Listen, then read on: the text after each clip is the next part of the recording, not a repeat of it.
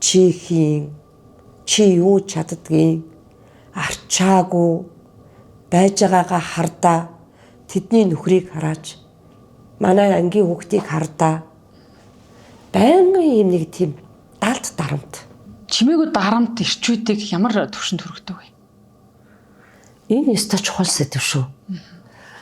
Бид нар одоо ирчүүдийн талаар юу гэж яриад байгаа нөхөр ирчүүд хуурдаг, ирчүүд архитдаг, ирчүүд одоо болохгүй байна гэсэн асуудлыг л яриад байна.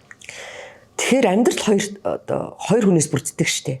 Эрэгтэй эмэгтэй хоёр хүн гэрүүл тий.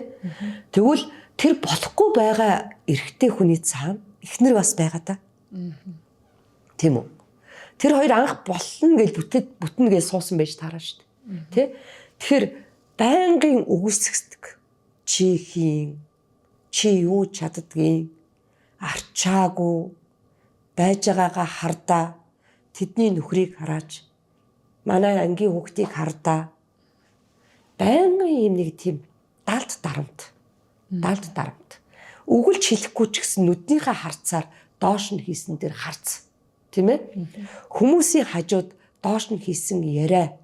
Үр хүүхдийн хажууд үл хүндэтгсэн хүн одоо харилцаа энэ бүхэн ирчүүдийг алж идэг. Бид нар энийг ойлгох ёстой. Эр хүн юугаар одоо хиймэртэй байдаг юм бэ? Эр хүн яавал одоо завхин өөдөө байдаг юм бэ гэж тийм ээ? Эхнэр нь түүнийг хүндэлдэг байхад.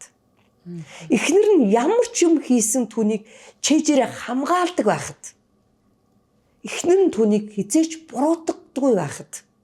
Эр хүн завхин өөдөө байдаг.